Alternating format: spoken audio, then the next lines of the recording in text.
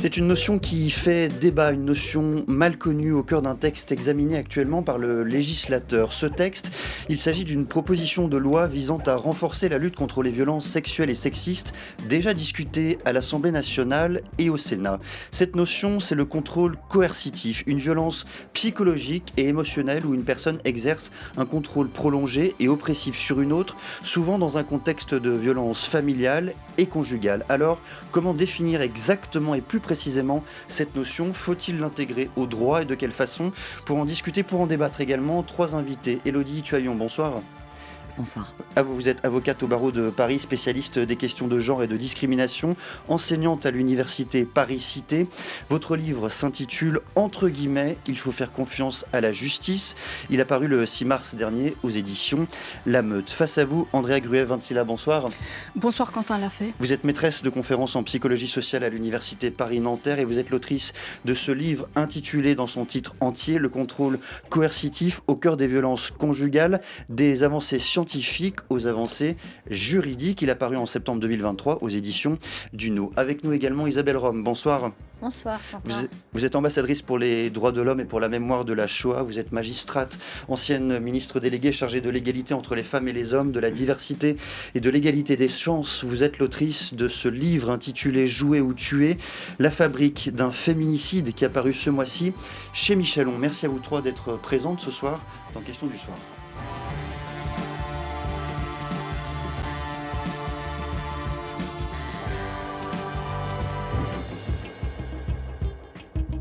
Bertrand est fou. On a écouté le message et on est tombé des nues. On avait du mal à en croire nos oreilles. Il a transformé tout ça en un véritable cauchemar qu'il appelle l'amour. Hier, j'ai failli y rester. Mon esprit s'embrouille. J'arrive plus à réfléchir. Je peux à peine respirer tellement j'ai peur. On était tellement abasourdis qu'on a essayé de l'appeler. Mais Bertrand avait cassé le téléphone. Alors on n'a pas réussi à les joindre.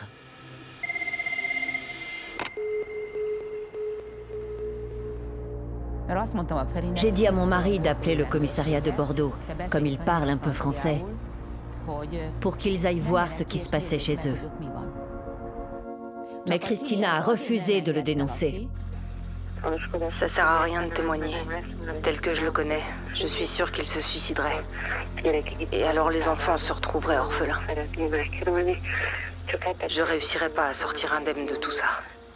Extrait d'un documentaire diffusé sur Netflix et intitulé de Rockstar Arthur, le cas Bertrand Cantat. On en rappelle brièvement l'affaire, en tout cas l'extrait précis que l'on vient de diffuser. Au-delà de Marie Trintignant, en 2007, Bertrand Cantat emménage avec son ex-femme Christina Radi. Une nouvelle tragédie survient en 2006 quand elle meurt, poussée au suicide, après avoir laissé d'inquiétants messages. Élodie Tuaillon, comment cet extrait que l'on vient d'entendre, ce cas précis, ces messages, en l'occurrence, nous permettent d'approcher la notion de contrôle coercitif?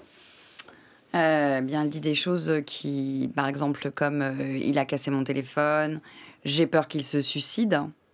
Ce qui peut faire entendre que c'est quelqu'un qui est coutumier, en tout cas, de menaces, de porter atteinte à sa santé, à son intégrité, de se suicider, etc. Et donc qui maintient l'autre dans une incapacité, en fait, dans une impossibilité, parce que pour agir, ça signifie qu'il faut prendre le risque d'être responsable de la mort de l'autre, hein, ce qui n'est en fait jamais le cas. Mais en tout cas, c'est une menace qui fonctionne extrêmement bien. Le fait que donc il ait cassé son téléphone, elle dit qu'elle n'arrive plus à respirer.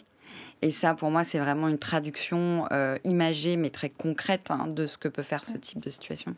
Andrea Gruev-Vintila, vous avez la même interprétation, la même analyse de l'extrait que l'on vient d'entendre et qui raconte la façon dont Bertrand Cantat s'est comporté avec son ex-femme notamment. Je trouve que c'est un extrait excellent que vous avez choisi, Quentin Lafay, parce qu'on entend l'appel à l'aide, on entend ce qu'Élodie Tuaillon soulignait, c'est-à-dire la terreur totale dans laquelle elle vivait, enfin dans laquelle la femme vit. Et le fait qu'il ait cassé le téléphone comme moyen d'isoler la victime. Alors, moi, je voudrais dire quelque chose qui est important, c'est que vous avez dit que la notion est méconnue. Je voudrais souligner quand même la prise de conscience croissante au niveau mondial du contrôle coercitif.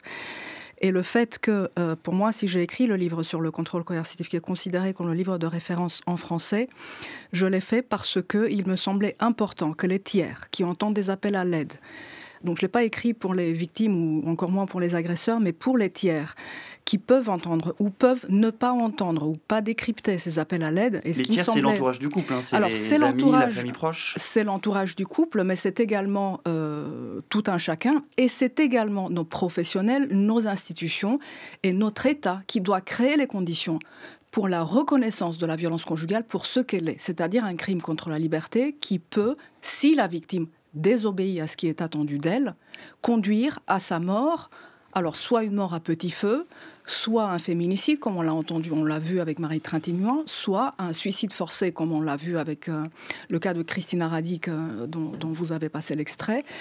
Et nous avons des chiffres aujourd'hui, Madame la Ministre pourra le redire en tant que magistrate, ce qu'elle a constaté du lien entre le contrôle coercitif et ce que moi j'appelle les homicides conjugaux, parce qu'il y a les 1200 féminicides.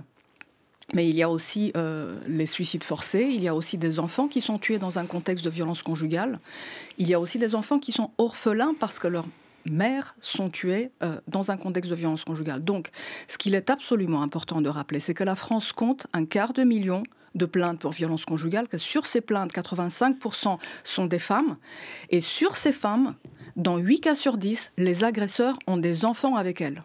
Donc, d'une part, les enfants sont co-victimes. D'autre part, nous parlons de 4 millions d'enfants, c'est-à-dire un tiers des enfants scolarisés en France. Et c'est pour cela qu'il est urgent que l'Assemblée nationale, lorsque la loi arrivera bientôt, puisse revoir le travail qui a été fait au Sénat et incriminer l'ensemble de ces comportements comme infraction autonome. On va revenir sur l'examen de ce texte. Je remercie par ailleurs Camille Maty, la réalisatrice de cette émission, puisque c'est elle qui a trouvé l'extrait que nous avons diffusé. Je reviens, Isabelle Rome, sur la définition justement du contrôle coercitif.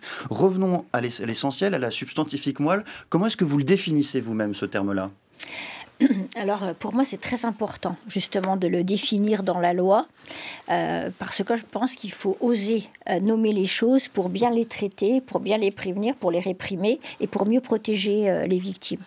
Et donc, c'est pourquoi lorsque j'étais ministre, notamment, j'ai poussé pour travailler dans ce sens-là, et je me réjouis aussi aujourd'hui que le Parlement se soit emparé de ce sujet, la proposition de loi d'Aurore Berger lorsqu'elle était députée, et puis aujourd'hui les débats devant l'Assemblée et le Sénat. Et sur la définition du terme. Pour moi, donc, ce qu'il est important de montrer, c'est que ce contrôle coercitif, mais je pense qu'Andrea, qui est une spécialiste, pourra revenir là-dessus, c'est vraiment un cumul de comportements répétitifs qui vont détruire à petit feu la victime. Ce qu'on pourrait aussi dire, finalement, dans un langage simple, c'est un peu une violence invisible qui détruit peu à peu la victime. Et pour moi, je dis souvent, parce que je l'ai constaté comme présidente de cour d'assises, que le contrôle coercitif, c'est l'antichambre du féminicide. Et dans le livre que je viens de sortir, qui s'appelle « Jouer et tuer, la fabrique d'un féminicide », c'est vraiment quelque chose que j'ai pu constater. Et lorsque je présidais les assises, nous n'avions pas encore conscience de ce qu'était ce contrôle coercitif. Et c'est pourquoi l'apport des sciences humaines, il a été capital pour nous faire mieux comprendre ce mécanisme. Alors, je me disais, mais c'est toujours le même scénario que je constate. Et donc, en fait, ce que je constatais, c'était ces éléments cumulatif. C'est quoi ce scénario, justement, ces éléments cumulatifs ? Donc je peux, par exemple, expliquer, même à travers le cas que je décris dans mon livre, c'est déjà une jalousie excessive. Ça, c'est, j'allais dire, on la trouve tout le temps, mais j'allais dire vraiment excessive, c'est-à-dire par exemple il travaille la nuit, mais il va partir de son travail pour vérifier si elle n'est pas avec quelqu'un. Il va compter le nombre de gants de toilette quand il rentre du travail pour voir s'il n'y aurait pas eu un amant qui serait venu. Et puis peu à peu l'isolement de la victime, de son milieu familial, l'isolement de ses amis. Donc isolement, ça fait vraiment partie de ce processus. Les humiliations successives, bien sûr, donc cette jalousie excessive qui est, je pense, tout le temps présente, et puis aussi une forme de harcèlement, de géolocalisation, par exemple. Les SMS, ça peut être 200, 300 SMS par jour. T'es où, tu fais quoi ? Et puis la dévalorisation de la victime, la mise sous cloche, comme vous l'avez dit. Enfin, voilà, on retrouve toujours, et moi j'ai jugé un certain nombre de féminicides, et chaque fois je retrouvais ces éléments. C'est pourquoi je trouve qu'il est important de pouvoir aujourd'hui les qualifier, les nommer, et se dire que ça, quand on retrouve ça, c'est extrêmement dangereux, et qu'il faut pouvoir protéger la victime quand on constate que ces éléments sont présents. Élodie Thuaillon, est-ce que vous corroborez cette définition? Et je pense que c'est important à ce stade de la discussion de faire une distinction entre justement ce contrôle coercitif et le phénomène d'emprise. Qu'est-ce qui les distingue l'un et l'autre? Oui, alors pour moi, c'est pas tout à fait la même chose. Le contrôle coercitif, on va avoir des situations. Alors, je pense qu'on n'en a pas encore beaucoup parlé, mais je crois que c'est vraiment très important. Des situations donc de contrôle, d'isolement, de menaces économiques. Ça, c'est un très, très gros levier. Par exemple, obliger sa compagne à, alors par différents moyens, des coups, des menaces, du chantage au suicide, à verser l'argent de son salaire sur un compte, en fait, dont dispose exclusivement le conjoint, l'obliger à travailler d'une certaine manière dans un certain domaine. Parfois, ça peut aller jusqu'à des situations qui ressemblent un peu à de la traite, en fait, quasiment, où il y a presque une forme de proxénétisme, même s'il n'y a pas toujours de lien sexuel, mais on va l'obliger, par exemple, à prendre des horaires de nuit parce que c'est payé double, alors qu'elle est complètement fatiguée parce qu'elle a déjà 3 enfants. Enfin, on porte atteinte à la liberté d'aller et venir, on va substituer les clés du véhicule, on va piquer le permis de conduire, ou alors on va instaurer une petite musique extrêmement insidieuse, consiste à dire, quand on prend la voiture avec sa compagne, parce que tout ça c'est très genré, enfin on y reviendra. Oui, quand vous dites on, c'est majoritairement, très majoritairement c'est les hommes. À la base, de toute façon, le contrôle coercitif, alors de mon point de vue, c'est un autre nom pour domination masculine. Voilà. Et je pense que ça part vraiment de l'idée des inégalités hommes-femmes dans la société et dans le couple. Bref. Donc, par exemple, vous allez vous installer avec votre compagne qui va prendre le volant, et à chaque fois, vous allez faire des remarques en disant « Oh là là, j'ai peur avec toi, tu sais pas conduire, c'est pas bien. » Tout ça, ça n'a l'air de rien, mais en fait, quand c'est systématique et quand c'est répété, le résultat, à la fin, en plus, c'est magique, c'est la personne elle-même qui veut même plus conduire. Parce qu'en fait, c'est pas possible. Donc, c'est quelque chose, en fait, qui peut être compliqué à faire valoir. Andrea Gouref-Vintila, vous titrez justement votre ouvrage « Des avancées scientifiques ». C'est un morceau, en tout cas, du titre. Qu'est-ce que nous apprennent les sciences sociales en matière de contrôle coercitif? Qu'est-ce qui est effectivement établi dans ces phénomènes que l'on retrouve à une fréquence régulière, mais surtout avec des constantes? Alors, la situation française décrite dans mon livre « Le contrôle coercitif » permet de dresser 3 constats. D'une part, les incriminations actuelles échouent à condamner et à responsabiliser les auteurs et à protéger les victimes. D'autre part, l'absence de sanctions favorise l'aggravation. Et la situation des victimes ressemble à ce qui vous a été dit par Madame la Ministre et Maître Thuaillon, à une situation de captivité plus que d'agression. Alors, cette situation-là, en France, n'est pas unique. Confrontée au même dilemme d'autres pays, on va y revenir, l'Écosse, bientôt suivie par d'autres pays, ont adopté des lois pour incriminer le contrôle coercitif, c'est-à-dire de tenir compte de l'ensemble des comportements qui vous ont été décrits, pour définir la violence conjugale. Et donc, face à cette situation, ce que je montre les recherches internationales que j'apporte dans mon livre, qui vont des neurosciences aux sciences de la santé à la psychologie sociale clinique, et qui partent non pas de la question de la domination masculine, qui partent des violences extrêmes que j'ai pu étudier lorsque je me suis intéressée au terrorisme et au totalitarisme politique. Il faut rappeler effectivement que ce concept-là part du terrorisme et d'une analyse du terrorisme. Alors, il part en réalité de l'étude du comportement sous stress extrême que vivaient les aviateurs américains prisonniers de guerre dans les années 50. Et c'est précisément par cet exemple qu'on peut illustrer la distinction entre l'emprise et le contrôle coercitif, en disant que l'emprise est entrée dans le langage, dans les débats parlementaires en 2010, lorsque la France a essayé d'incriminer la violence psychologique. Ça veut dire quoi? Ça veut dire que le législateur avait déjà bien compris qu'il s'agissait d'une question qui allait au-delà de la violence physique, et où il était question de domination de l'un par l'autre. Sauf que Nous n'ayons pas le cadre du contrôle coercitif en 2010 en France, il était ailleurs mais pas encore en France, le législateur a regardé qu'est-ce qui arrive du côté de la victime, comment elle est aliénée elle-même. Donc en fait l'emprise nous a servi, et c'est un concept qui a servi à comprendre à tout un chacun que la victime était sous domination. En revanche, le contrôle coercitif permet de braquer le réflecteur sur le comportement de l'agresseur par lequel il obtient l'obéissance comportementale sur la victime au sein du foyer, c'est-à-dire sur la femme et sur les enfants indissociablement, exactement par les mêmes procédés que les tortionnaires des camps ont pris la domination, enfin ont obtenu l'obéissance des aviateurs militaires américains dans les années 50. Lorsque l'on vous écoute tous les trois, on se dit que dans le fond, cette notion-là, elle vise d'abord la liberté de circuler, la vie privée dans ce cas-là de plus intime, la liberté aussi de gérer son argent, et que le contrôle coercitif, ça a d'abord à voir à une atteinte aux droits fondamentaux, oui. Isabelle Rome. Oui, c'est une atteinte aux droits fondamentaux. Et aujourd'hui, d'ailleurs, comme ambassadrice pour les droits de l'homme, je le perçois aussi comme ça. C'est-à-dire qu'effectivement, on l'a très clairement identifié dans les violences conjugales, et c'est très clair. Mais je pense qu'il y a d'autres situations. Et Andrea a parlé justement de la manière dont il a été repéré au début.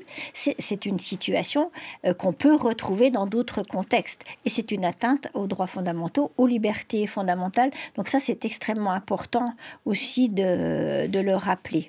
Je voudrais vous faire entendre l'extrait d'un LSD, le témoignage d'Emma. Ce LSD est intitulé « Toutes des hystériques, la fabrique du silence » et il est signé Pauline Chanu. Je me rappelle plus des dernières années où effectivement à la fin c'était vraiment t'es qu'une pauvre merde, t'as qu'à crever.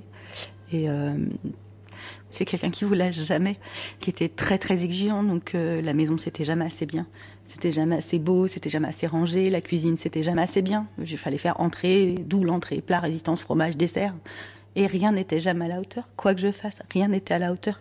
Donc vous vous pliez en 4, vous pliez en 10, et à un moment vous y laissez aussi votre santé parce qu'il fallait entretenir la maison, fallait faire un jardin magnifique, fallait gérer les enfants. Et à un moment, à force qu'on vous répète que vous êtes folle et que vous avez un problème, il est allé, je dirais, jusqu'au bout de sa destruction mentale, en fait. Et moi, je me suis pas rendu compte que je plongeais petit à petit et que je n'en pouvais plus, en fait, d'être isolée de ma famille. Il m'a isolée après le travail. Il m'a complètement contrôlée. Quand on entend, comme à l'instant, ces formes du contrôle, les formes qu'elles prennent, comment est-ce que l'on peut traduire cette notion éminemment sociologique, au départ, c'est ce que vous décrivez, toutes les trois, cette notion sociologique en termes juridiques? Comment la traduire dans notre appareil juridique et judiciaire, Élodie Tuaillon?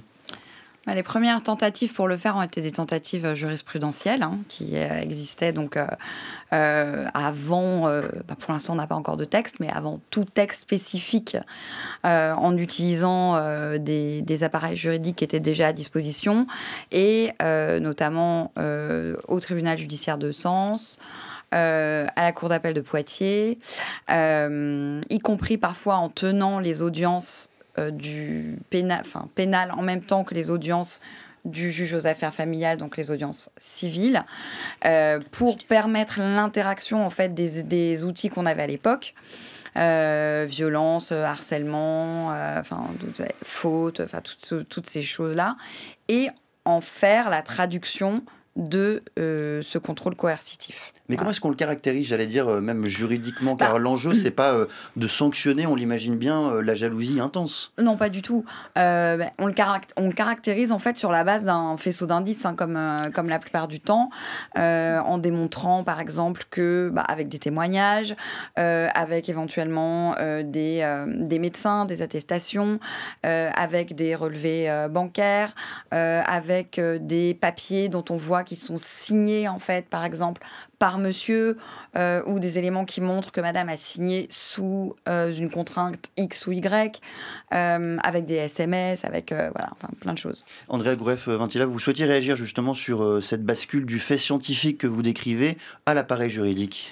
Je trouve que ce que vient de dire Maître Tuaillon est extrêmement important parce que nous avons toujours des traces dans les dossiers. Ce que nous n'avons pas en tant que tiers et que nos magistrats n'ont pas, hormis quelques juridictions françaises, c'est cette façon de regarder les faits ensemble. C'est-à-dire de leur donner une cohérence au-delà du fait isolé, de les mettre ensemble et de les penser ensemble et de penser leurs conséquences sur la personne qui est ciblée et les enfants. C'est-à-dire qu'il faut apprendre à les lire, à les interpréter à nouveau ? Le contrôle coercitif, c'est en ça que si on reste à la notion sociologique, évidemment que c'est difficile de traduire en droit. Mais si on en fait une notion psychosociale, nous, notre travail en psychologie sociale, c'est de regarder les interactions et de les regarder à partir des comportements observables. Et c'est en ça que le contrôle coercitif, c'est en ça aussi que le contrôle coercitif est une notion puissante parce qu'elle permet de faire voir la cohérence qu'il y a entre des comportements. Donc, c'est pour cela aussi qu'il est important, lorsqu'on parle de traduction dans le droit, de ne pas s'arrêter à l'incrimination autonome. Bien sûr qu'il faut incriminer, c'est-à-dire traduire en droit pénal et interdire cet ensemble de comportements.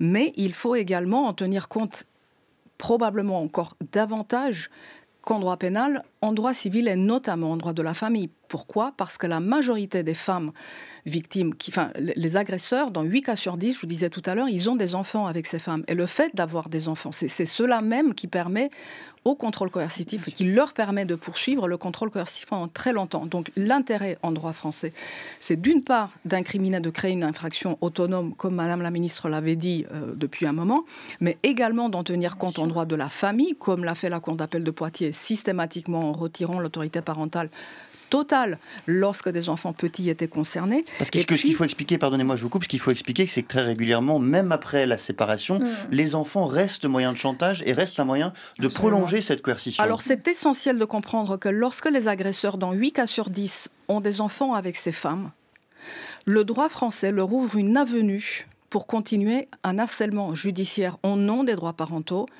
qui a le fabuleux triple avantage d'épuiser les victimes physiquement, psychiquement et financièrement, et de les empêcher de dédier ces ressources aux enfants.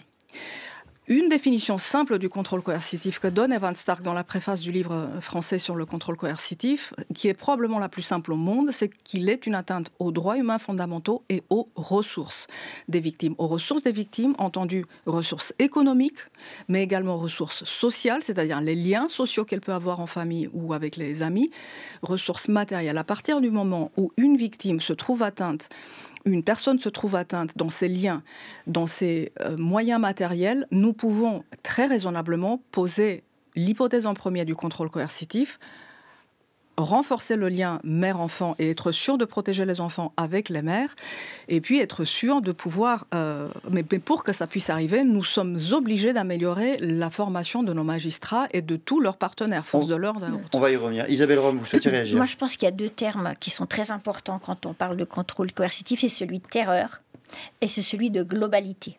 Terreur, parce que quand on a un conjoint qui place l'autre dans une situation de contrôle coercitif, c'est bien sûr sa conjointe qui place la terreur, mais toute la famille. Donc ça, je pense que c'est extrêmement important. Et la globalité, ça veut dire une série de comportements cumulatifs, mais aussi justement la globalité dans la famille. Et c'est pourquoi, moi j'ai beaucoup milité pour que les pôles spécialisés pour les violences intrafamiliales soient mises en place dans chaque juridiction, donc ce qui est le cas depuis un peu plus d'1 an. Donc il faudra voir comment, tout cela se met en place de manière très effective. Mais justement, l'idée de ces pôles spécialisés, c'est d'éviter les discordances entre des décisions d'un juge aux affaires familiales, d'un juge pénal, pour préserver justement, c'est la protection de la famille et donc, de la famille, c'est-à-dire la protection de chacun des individus au sein de la famille. Et donc ça, je pense que c'est très important. Et la définition légale, elle est importante, mais effectivement aussi la formation. Mais moi, j'insiste beaucoup sur le fait que c'est bien sûr formation des magistrats, des policiers, des gendarmes, des avocats, mais aussi des travailleurs sociaux. Ce sont vraiment, et des soignants. Ce sont vraiment tous les acteurs de la chaîne qui doivent être formés. Sinon, on laisse les personnes en danger. On laisse des femmes et des enfants en danger. C'est pourquoi la notion de contrôle coercitif, elle est importante en civil. pour les ordonnances de protection, parce que justement, si on identifie ce contrôle coercitif, eh bien, le juge aux affaires familiales pourra aussi plus facilement prononcer des ordonnances de protection et donc des éloignements du conjoint violent. Justement, en tant que praticienne du droit, toutes les deux, Élodie Toyon et Isabelle Rome, est-ce que vous avez vu récemment dans chacune de vos professions, avocate, magistrate, est-ce que vous avez le sentiment que les choses ont évolué, qu'on appréhende mieux cette notion de contrôle coercitif d'abord, ou même au-delà, ces indices que vous décrivez, ces faisceaux de faits, est-ce qu'on est capable de les réinterpréter d'une façon qui vont à l'encontre de la personne qui commet des actes délictueux? Alors, on aura peut-être des réponses un peu différentes. Isabelle Rome pour commencer, voilà. Ensuite Élodie Toyon. Je pense que de plus en plus, quand même, les magistrats sont sensibilisés, les formations ont été renforcées, mais néanmoins, je pense que cette notion-là, elle est encore très méconnue. Et justement parce qu'elle n'est pas définie, et vous savez qu'un juge, et c'est bien normal, et c'est tant mieux comme ça, il a besoin de définition légale. Sinon, ça veut dire qu'il est dans l'arbitraire et c'est la fin de l'état de droit. Donc, moi, je suis la première. C'est pour ça que je dis qu'il faut définir les choses. Et donc, c'est pour ça que je dis que si le juge il pouvait s'appuyer sur une référence légale, il pourrait aussi mieux protéger les victimes, et notamment aux civils, parce que ça, c'est quand même ce qui peut intervenir en amont, avant les passages à l'acte extrêmement dangereux. Élodie Toyon, votre sentiment, votre témoignage même. En fait, nous, c'est forcément différent, puisqu'au cabinet, on prend les choses quasiment au début, si je puis dire. Donc, il faut bien constater que l'entrée en fait, du dossier, c'est la plainte qui n'est pas toujours déposée avec un avocat ou avec une avocate, qui peut être déposée dans un cas de flagrant délit au terme de violences physiques particulièrement importantes. Et c'est là en fait que ça va pêcher tout de suite, puisque entre le fait que les parquets, donc, qui sont les procureurs, qui ont une obligation finalement, enfin moi je le répète toujours, mais malheureusement une obligation plutôt de faire du tri en fait et d'essayer de pas accroître l'inflation en fait des dossiers, parce que plus personne n'a les moyens de traiter correctement quoi que ce soit aujourd'hui en France, et le fait que donc il y a une énorme délégation finalement de la gestion de base des dossiers et même finalement de leur orientation à des policiers ou à des gendarmes qui eux aussi la plupart du temps sont débordés. C'est une population aussi dans laquelle, malheureusement, je le répète, mais il y a beaucoup de violents conjugaux, donc ce qui est aussi problématique, donc, et qui en plus sont pas forcément formés. Nous, au cabinet, ce qu'on voit arriver plutôt, c'est carrément la dernière fois une médiation pénale, quoi. Alors c'est interdit. Non mais alors. Il faut. Médiation pénale, il faut nous expliquer d'un mot de quoi il s'agit. En gros, alors Isabelle peut. Non, mais expliquer la médiation pénale. Donc, en gros, vous passez devant la personne mise en cause. Donc, en général, l'enquête est extrêmement sommaire, même quand vous avez des drapeaux rouges, si je puis dire, vraiment à toutes les lignes. Extrêmement sommaire.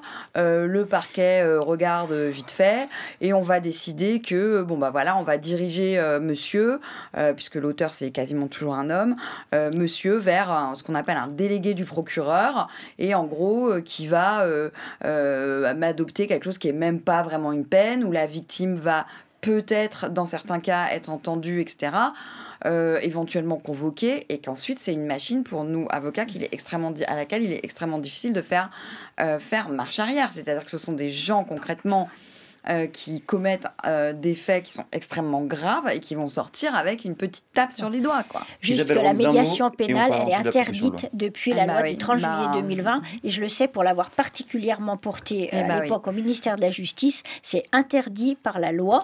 Merci de même que la médiation civile est interdite dans les cas de divorce, etc., quand il y a des violences conjugales, justement parce qu'il n'y a pas une égalité entre les parties, puisqu'il y en a une qui est sous le contrôle de l'autre, et que donc il n'y a pas de transaction possible.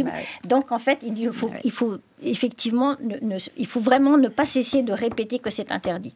Sandrine Josso, la députée, présente son amendement. On l'écoute dans le cadre de cette proposition de loi visant à renforcer la lutte contre les violences sexuelles et sexistes. Cet amendement vise à créer une nouvelle infraction en cas de contrôle coercitif. Il a été travaillé avec des experts, dont Andrea Grouvintila, auteur de l'ouvrage référence sur ce sujet, présent en tribune, des spécialistes, des associations, des universitaires et des juristes. Il propose la définition la plus exhaustive et la plus aboutie du contrôle coercitif en droit comparé. Il n'a pas été transposé, mais transadapté à notre droit français pour tenir compte de la spécificité de notre système. Il est précis pour respecter le principe de la légalité pénale. Une femme qui est victime de contrôle coercitif est une femme qui se trouve comme enfermée dans une cage à raison d'actes d'isolement, d'intimidation, de harcèlement, de menaces sur elle et ses enfants, de surveillance, de contrôle de ses ressources financières, tout cela pour obtenir une soumission. Cette proposition de loi, telle qu'écrite par les députés, les sénateurs ensuite la détricoteront, mais telle qu'écrite par les députés, a permis d'ériger le contrôle coercitif en délit. Andrea Grueff-Vintila, est-ce que pour vous c'est une avancée, mais je veux dire une avancée effective ? Alors, je voudrais déjà saluer mes complices dans la rédaction de l'amendement, qui sont le professeur de droit pénal, professeur agrégé de droit pénal et sciences criminelles Benjamin Moran-Puech et Alice de Jean de la Bâtie, qui est professeur de droit à l'université de Tilburg. Et saluer la confiance que nous ont fait les députés, parce que nous avons écrit cet amendement littéralement en 10 jours et entre nos cours. C'est vous qui l'avez écrit alors, si je comprends bien ce que vous dites. Nous l'avons travaillé ensemble, nous l'avons proposé à Madame Josso, qui l'a parfaitement défendu, puisqu'il ce qu'il faut savoir, c'est qu'il a été adopté de manière transpartisane. Alors, il n'était pas parfait. On savait qu'il n'était pas parfait, on l'a écrit en 10 jours, entre les cours. Qu'est-ce qu'il va permettre concrètement ? Il permet déjà de tenir compte de l'ensemble des comportements qui peuvent se déployer pour obtenir la soumission comportementale d'une victime, contrairement à ce qui a été retenu par la commission des lois et puis finalement voté par le Sénat, qui se limite à des moyens de pression et de menaces psychologiques, économiques et financières. On va peut-être y revenir.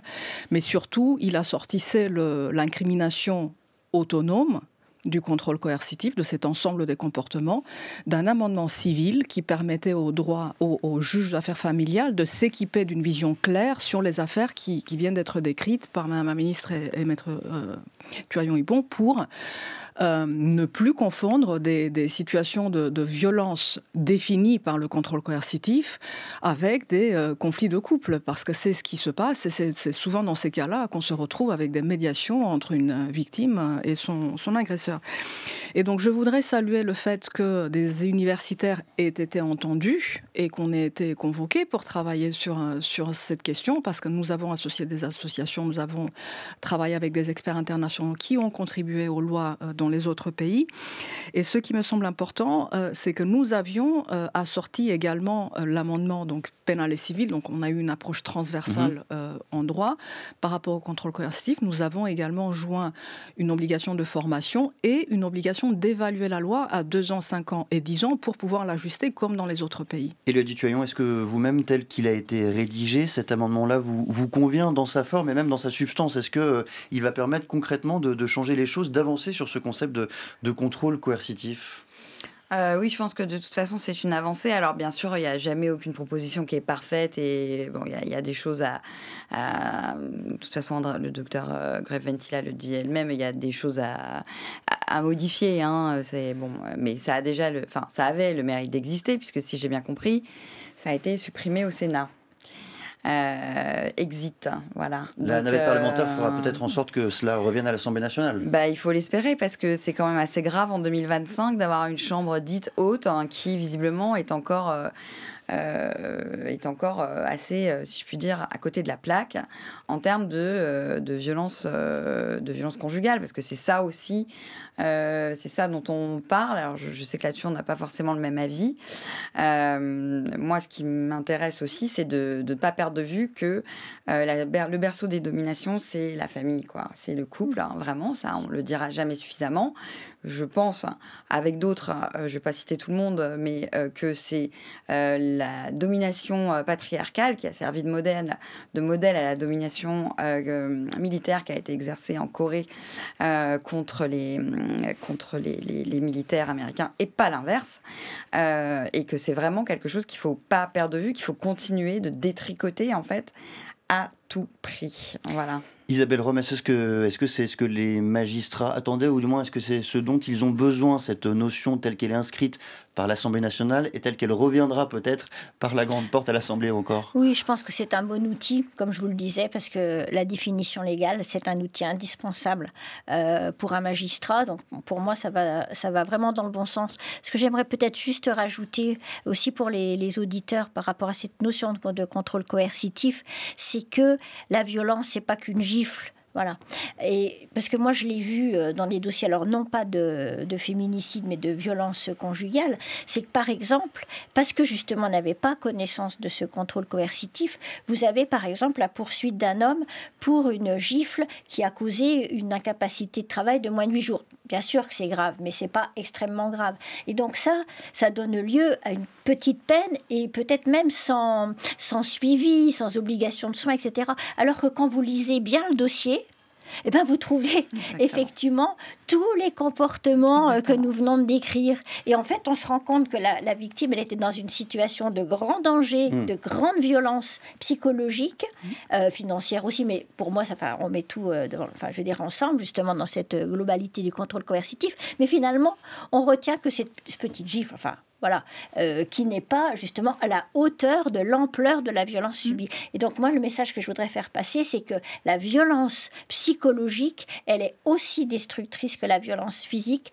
que c'est la fabrique du féminicide, et que pour avoir jugé quand même un certain nombre de féminicides, dans un certain nombre de cas que j'ai jugés, il n'y avait jamais eu de passage à l'acte physique avant le passage à l'acte fatal, c'est-à-dire avant le féminicide, mais des mois ou des années de contrôle coercitif. Alors, souvent, voilà. Donc ça, je pense que c'est important à rappeler. Une réaction très courte. Aborder le sujet souvent, des enfants, quand même, il y a ce qu'on appelle des viols conjugaux, qui sont vraiment des choses qui passent, qui sont très mal connues également et qui passent totalement en dessous des radars.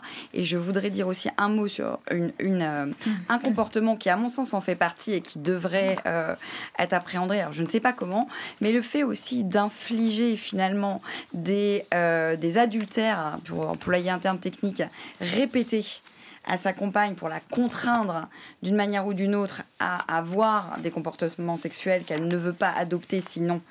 C'est-à-dire, par exemple, vous passez votre temps... Imposer des adultères, ça veut dire on demande à ce que sa conjointe... vous passez votre temps à la tromper. Non, vous passez votre temps à la tromper, d'accord, vraiment de manière débridée. Je ne parle pas d'un couple libre, libertin, etc. Je ne parle pas de ça. Vous la trompez sans arrêt. Donc, d'abord, vous l'humiliez, vous finissez par la dénigrer, vous dégradez son psychisme, etc. Et vous finissez toujours par lui dire « Oui, mais bon, si tu me faisais ça ou si tu me faisais ça, j'aurais pas besoin d'aller voir ailleurs. J'ai des besoins, j'ai ceci, j'ai cela. » Et ça, c'est une dimension qu'on passe totalement sous silence puisque, comme vous savez, la France est un pays latin, grivois, etc., etc. Et donc, cet aspect des choses, il est encore complètement... Mis sous le tapis. André Grouet-Ventila, d'un mot, vous évoquez tout à l'heure le sujet des enfants qui restent, malgré la séparation, au cœur justement de ce contrôle-là. Est-ce que cela veut dire qu'après la séparation, il faut empêcher les pères de voir ces enfants, les pères qui ont été reconnus violents avec leur ex-compagne? Alors, il ne s'agit pas d'empêcher les pères de voir leurs enfants. Il s'agit de tenir compte du besoin fondamental de l'enfant, qui est le besoin de sécurité. Un enfant ne peut se développer que s'il est en sécurité. Il ne peut se développer correctement que s'il est en sécurité. Or, qu'est-ce que nous montre le travail sur le contrôle coercitif ? Je l'aborde dans mon livre, mais le dernier livre du professeur Evan Stark le dit très clairement que le contrôle coercitif des femmes par les hommes est la cause et le contexte le plus important des violences envers les enfants hors zone de guerre. C'est-à-dire violence physique, violence psychologique, violence sexuelle, violence économique, ainsi de suite. Donc, ça veut dire quoi ? Ça veut dire que le risque pour les enfants dans ces situations-là ne peut être déchiffré qu'à la lumière du contrôle coercitif sur la mère. Merci à toutes les trois de ces explications, de nous avoir éclairé sur cette notion importante de contrôle coercitif. Élodie Tuaillon, Andrea Grouet-Ventila, Isabelle Rome. Merci encore à toutes les trois. Merci. Merci à vous.